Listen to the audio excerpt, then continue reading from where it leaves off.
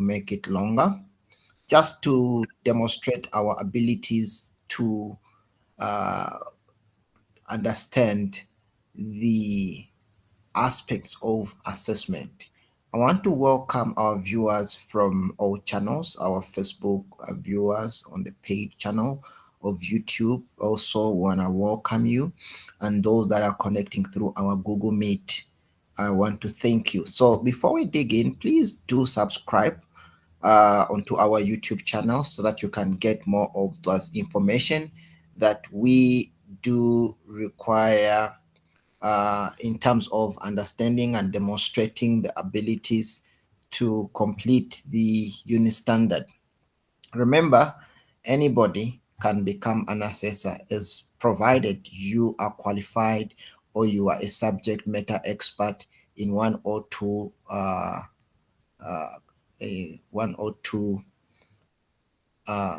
programs. So if you have any post-matric related qualification, you are eligible to apply to become an assessor. Or if you have more qualifications, means you can also extend your scope to a wider variety of seaters. We are gonna just try to do a recap onto what we did yesterday. Remember, our development onto the unit standard is to demonstrate an understanding of unit standards on assessment practices. However, you can only do that if you are able to understand the system. So today's system is all about demonstrating an understanding on the unit standard, right? So we are going to be looking at the unit standard itself, and then we shall be able to demonstrate that those abilities. I'm going to be pausing here, and then we will be able to also share the page. We're gonna be sharing the page so that you can have a full view of the unit standard presentation. Yesterday, we did discuss that for the NQF to be effective, you as an assessor need to understand the NQF levels. That in South Africa, we have all NQF levels running from level 1 up until level 10. The reason for NQF levels is to make a separation or the division in terms of scoring candidates against competency against different levels. So when you become an assessor, you are going to assess individuals based onto the levels, not just to become an assessor to do generic program, but you assess based onto the NQF levels. When you become accredited, the CETA or any quality assuring body is going to accredit you based onto a qualification that is mapped onto an NQF level. You get what I'm saying? So if you have experience or qualification that are above NQF level 5 going upwards, this means all lower levels can be made available for you for assessment. You can assess those lower levels. However, if you have a lower level in terms of your qualification, you cannot assess something above you unless you go back to class or you get through what is called a credit application transfer, and then you accumulate those credits or the knowledge, and then you can be able to also assess a level which is higher. So everything is in line with accordance to the quality controls. Okay, the quality controls is determined by the CETAs and also determined by the SAQA, South African Qualification Authority. Individuals cannot conduct assessment above the levels that do not they don't qualify for. So it means you must assess only within your own context, within your own levels. If you have a diploma, means you can assess your diploma level, certificates, or all those qualifications below a diploma you can be able to assess. If you've got a bachelor's degree, it means you can assess diplomas, advanced diplomas, higher certificates, way up until the lower levels. So that's how it goes. If you have got a postgraduate program, let's say you've got a master's degree program, or qualification, it means you can assess individuals within the honors degrees, diplomas, advanced diplomas, higher certificate courses, all those you can be able to conduct assessment as long as you have the qualification in that field. All right, so that's a quick understanding of the NQF levels. So we are going to go deeper to also demonstrate an understanding of what is called the quality control. Quality control uh, is determined onto or is aligned onto the NQF. In other words, the NQF will make sure that at least unit standards are registered and they are current. So as an assessor, you cannot assess something that is expired or that is about to expire. At least you must find a program or a unit standard or a qualification that is still current. So before you do that, you need to know how to conduct assessment, how to research, and how to find further information related to the qualification that you intend to conduct assessment on. Okay, so that's what happens. That if you are going to conduct assessment on a program, first you need to verify that the program is a registered program. The training provider is an accredited training provider. Then you can proceed to look at the learners themselves and also go ahead to look at the institution, the learning materials, and the QMS that has been given to you. Remember, the institution must provide you with their own quality management system, the QMS on assessment. If there is no QMS, then there is no way you can be able to conduct assessment, because you need to follow the assessment principles that have been developed against the QMS of the institute.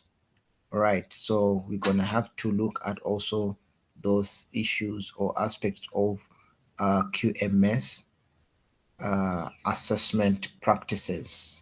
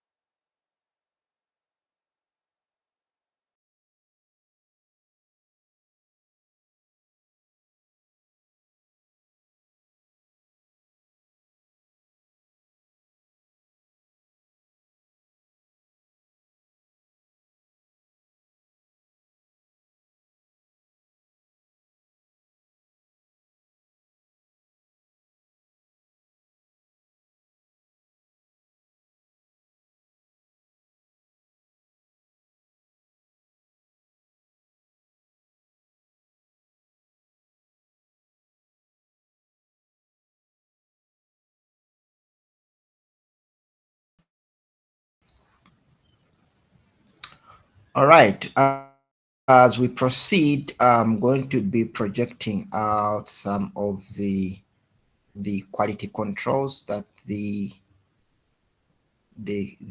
QCTO also will need to look at as you become an assessor, as well as the seaters that we emphasize onto you. We emphasize that you are familiar with these quality controls. All right. All right. The following need to be registered. Unit standards, like we said, unit standard needs to be registered. Qualifications needs to be registered. Training providers, like we say, an assessor, you need to make sure that you are assessing for a quality assured institute. All right, you need to make sure that you're assessing for a quality. The system is comprising of too many. You are conducting assessment on a quality assured training provider. The facilitators need to be compliant. In other words, they must be qualified. Assessors, you must be registered. The institute needs to be registered. The course material needs to be aligned to the unit standards or qualification. All right, let us look at the qualification itself.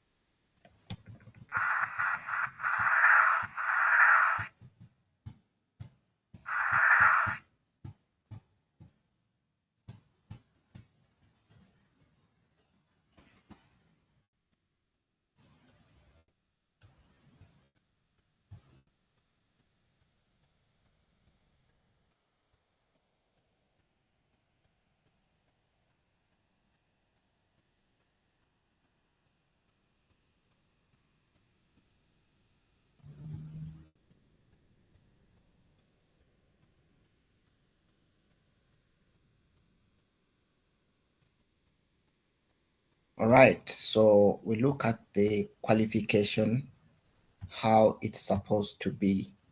A qualification needs to be in this structure. All qualifications needs to be aligned to the registered qualifications onto the NQF system. Please make sure that when you are assessing a qualification, you identify all the fundamentals, the course, and the elective unit standards. The fundamentals are always the building blocks of a qualification. These are compulsory, as well as the core components of the qualification are the core unit standards. They are also compulsory that you need to assess everything, as well as the candidates or whoever is going to be assessed against the qualification must have complied with the entire course and fundamental unit standard. That, in other words, they must all be available, and their evidence must be visible for you to conduct assessment. The electives, of course, depending on the number of credits that are required in the qualification, the electives have got specific amount of credits that are required for them to be added onto the qualification, and want to exit the qualification must have accumulated a number of credits from the qualification under the elective stream. So this you need to check with the curriculum document that is available on SACA website, where you can download it and check the qualification rule in terms of the fundamentals, the course, and the electives. Each has got specific number of credits that must be accumulated for one to exit. However, we know for sure that the minimum amount or number of credits for a qualification is 120. These credits give you the value and the amount of time that one will need to spend during the learning process, facilitation, as well as your assessment process. Without the credit value, you cannot determine how long a qualification can take. So we know for sure that for 120 credits, a qualification will take close to plus minus 150 days, because we know when a qualification is given or evaluated with the credits, every credit is equivalent to 10 notional hours, like the way we're going to see in this next part. Every credit is equivalent to 10 notional hours. Every credit is equivalent to 10 notional hours. So if you've got a qualification of 120, definitely 120 credits will be equivalent to 1,200 notional hours. It's just the multiplication of 10 multiplied by 120, then you get 1,200 notional hours. This is the amount of time one must spend to complete the qualification. Notional hour means simply the total amount of time that one will spend or have to take to complete. This includes self-study, assignments, projects, activities, or any work done on campus or out of campus, online, all that put together is the amount of time one spends on to completing the qualification is what we call the notional hours, right? We also have what is called the notional hour matrix. As an assessor, you'll be able to work out your own notional hour matrix. The matrix is simply an alignment of what needs to be covered at what time or how many minutes or time or duration that needs to be given or allocated on a given outcome. Remember, like we said, every qualification has got specific outcomes against unit standards or against core study components. Like we saw previously, that we have qualifications that are unit standard bearing, and we have got those that do not have unit standard. Those without unit standards are evaluated based onto the exit level outcomes. Those with unit standard, they are evaluated as well with the ELOs or the exit level outcomes, but also with an addition of going into specific unit standard specific outcomes and evaluate what the content of each outcome or which content of each and every specific outcome has to say on their assessment criteria.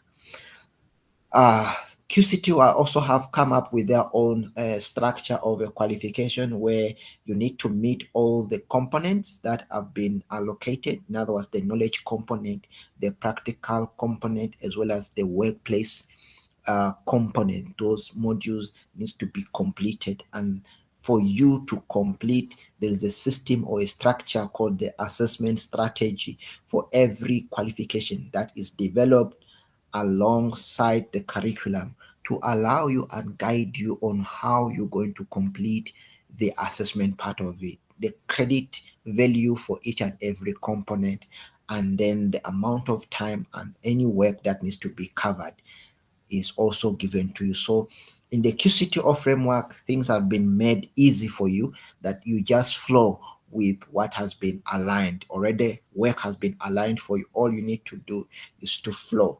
The only element that we have seen, that there's no study material that has been developed against all those qualifications in the QCTO framework. So it means you need to either to outsource that learning material, or you need to develop the material, then be able to extract out all the assessment that needs to be given out to the candidates during the learning process and after the learning process. So this is what we call the credit value system. The credit value system allows you to plan properly. Without knowing the number of credits for a qualification, it's very difficult for you to conduct assessment. All right. So remember, you need to understand the credit value. Without knowing the credit value, it will be very difficult for you to conduct assessment. Very difficult. If we find a qualification of 120, like we said, a qualification of 120, you just multiply by 10, then we get the number of notional hours, which will be 1,200. All right, 1,200. However, these are notional hours. So if we want to determine how many days, we get all these and divide by 8. Why 8? Because 8 is the standard time of number of hours in a day that is gazetted by labor. You don't come up with that. It has already been given to us by the Department of Labor. Why are we involving the Department of Labor? Because every program that has been developed has to undergo through labor, right? It went through labor. Why? Because the labor does the market research, and see what value is required in terms of getting the right skill to complete a specific task in a given sector. So they know exactly what tasks are they supposed to be done and how many hours such a task must be done and such and such and such. During the research part yesterday, we did demonstrate that part in terms of understanding how a program is designed through the national skills development strategy, as well as through the standard generating bodies, how the program is developed and how is it allocated and given to a particular sector where a given SETA authorizes its implementation. So we shall also go deeper to understand when you want to know, if you want to understand now how many minutes or how many days, how long should a program take, you just get the national hours, divide by 8, then whatever you get is the number of days that one needs to complete the qualification. Like this one, it requires you to have 150 days. Now, with 150 days, it gives you a good planning. Now you can sit down and plan what is called a curriculum, a document, a rollout strategy that allows you to roll out and implement your program in a given sequence. Maybe you can start with the fundamentals, then you go to the course, and then you end up with the electives, or you can have an integration of either the fundamentals mixing up with the electives and mixing up with the course. Right, so that's how we work along those parts.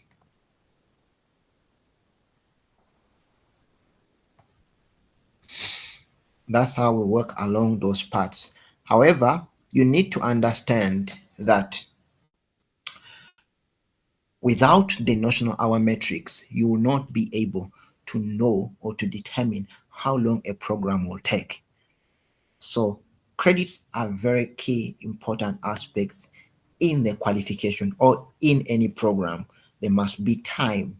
Time is very precious because remember, without time, you won't be able to plan properly. One of the key aspects of an assessor is preparation and planning.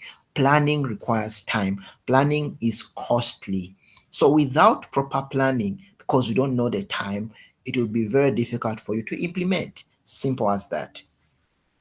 Okay, so we move forward onto understanding the next part. The next part is the structure. The next part is the structure of a qualification. The qualification is structured in this way. Okay, now we're gonna get this done.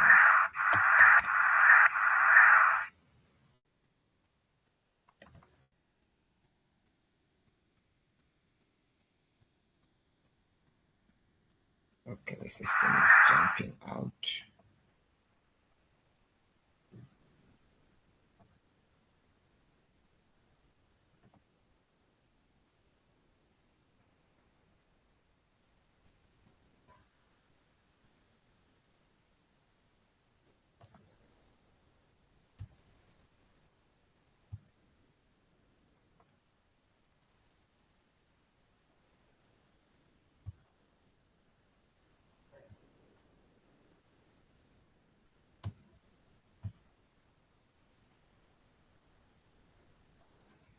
Okay, what I wanted to present to you is literally this part.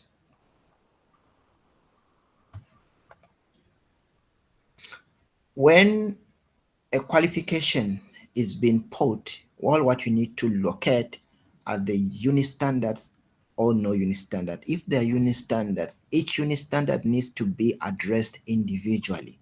Okay? Every unit standard needs to be addressed individually. If there are no unit standards, then you can proceed to look at what is called the exit level outcomes. However, if there are unit standards, you need to assess every unit standard separately by looking at the unit standard specific outcome and the relative assessment criteria. Remember, there are specific qualifications or programs that are called part qualification. In other words, they don't total up to 120 credits, but they are way closer, either 70, 80, 60 credits, right? So those are called skills programs.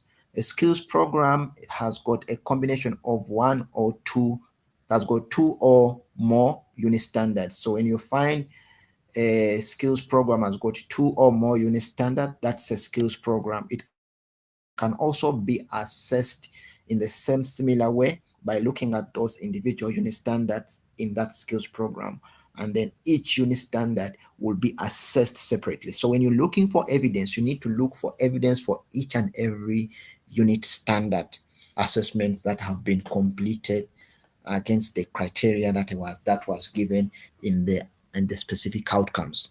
So that's the first part. The second part is to look at the unit standard itself. Like an example, this unit standard, like you see, it has got the specific outcomes and then the relative assessment criteria. It's your duty to conduct assessment on each and every criterion, right? So many people normally jump and then only look at the unit standard outcomes, and they forget that the evidence that you need to conduct on are embedded within the unit standard criterion, right? So every criteria needs to be looked at, right? Every specific outcome criterion needs to be looked at, and evidence must be produced. If there's no evidence, then it means there's no sufficient evidence to conduct assessment or to pass a judgment on such a unit standard. Assessors, you need to make sure that unit standards are very critical in terms of conducting assessment, because they have what is called specific outcomes, and every outcome must be addressed. So when you are conducting assessment, before you even look at the tools, you have to go back deeper to look at the learning material, what was used to conduct assessment onto the learners. So if the learning material does not address all the outcomes, then it will be very difficult for you to design the tools or come up with assessment instruments that can be used to conduct assessment. So learning material is part and parcel of assessment. Good material will make your work easy. If you have got bad materials, it means you have to review the materials before even learners start to embark onto the course. Hence, like I said in the beginning, assessors must be at the forefront. You must be at the beginning of the learning program. You must be available to conduct analysis and surveys and research onto all the assessment instruments, all the learning materials, and any formal documentation that will be needed during the assessment part of it, that it makes your work easy rather than waiting at the end and then you just receive files for you to assess. You find that there's not enough evidence or evidence is not sufficient. Learners don't know. Remember, they were only given work to complete. It's your role as an assessor, or the school or the institution where you're conducting assessment, it was supposed to be their part to play from the beginning, that you as an assessor do not find difficulties, or else you need to be part and parcel of the planning of the learning intervention. At the beginning, initially, there must be assessment done on the learning material, assessment done on the assessment instruments that will be used, the planning and the strategic planning of the rollout strategies, and all documentation that will be required. So it means there must be a rollout strategy or a plan. Then you can also develop your own assessment plan that will take up through the entire assessment process for the students. Without that, you are unable to do so. So we will be able, in our next topic or session, we'll be able to dig deeper to understand the aspect of learning materials, step by step, what needs to be done when you reach at the site as an assessor, what needs to be checked. The learning material must be available and the material must talk to the learning program. Number two, the learners must be competent. In other words, they must meet the entry requirements onto the program. Okay. Every program has got what is called the entry requirements that one must have for them to be qualifying for a given qualification. So if they do not meet, it means you must make suggestions for them to have either a bridging course or some other program where they do qualify, so that you can advise the institution properly in terms of who's supposed to be admitted onto the learning program. It's your role as an assessor. That's why you are hired as an assessor. You give advice on issues to do with assessment. Number two, you need to locate and know the learning materials, that the materials are in line with the program. Number three, you need to know who's going to be the facilitator, who's going to facilitate the learning program. If it's yourself, then it makes your work easy. Remember, you can facilitate and assess the same learning program, but you won't be able to moderate it. Somebody else will moderate your work. So if you're going to become the facilitator, that will make your work easy, because you can be able to plan and structure all the assessment instruments that you're going to need, right? So we shall look at that part in our next session. Now, when we go into a qualification that does not have unit standards, now this qualification without unit standard, we use what we call level descriptors. The level descriptors are equivalent to your exit level outcomes, right? We also assess them using the critical crossfield outcomes. In other words, we take out an understanding that individuals can be able to meet specific capabilities, like working in a team, communicating, organizing, relating to others, things like that. So we shall also unpack in our next session the qualification that does not have unit standard. It makes you to think deeper and design instruments that will address the level descriptors. Okay. Some of the critical crossfield outcomes, like we've been saying, like communicating effectively, working in a team, organizing and managing, collecting and analyzing data, using science and technology, identifying and problem solving, understanding the world as a set of related systems. So these are examples of critical crossfield outcomes that you can now conduct assessment on. In most cases, practical related programs. In other words, every program has got the critical crossfield outcome, but there are some critical crossfield outcomes that are more practical, that you can only see through the workplace. And the QC2 has made it very much easy, because all the CCFOs have been put or embedded into what is called the workplace modules. So it becomes easy for you as an assessor to conduct assessment on the workplace module format than the critical crossfield outcomes format, because here you're going to analyze issues to do with research, working out of the class environment. So a workbook will be or a workplace guide must be developed to address all these outcomes. Okay, we're gonna skip this part on assessment process, because that is our next part, and then we'll be able to go deeper to understand some of the principles on principles of assessment in our next in our next session. I want to thank you for this session again, and then see you later in our next session.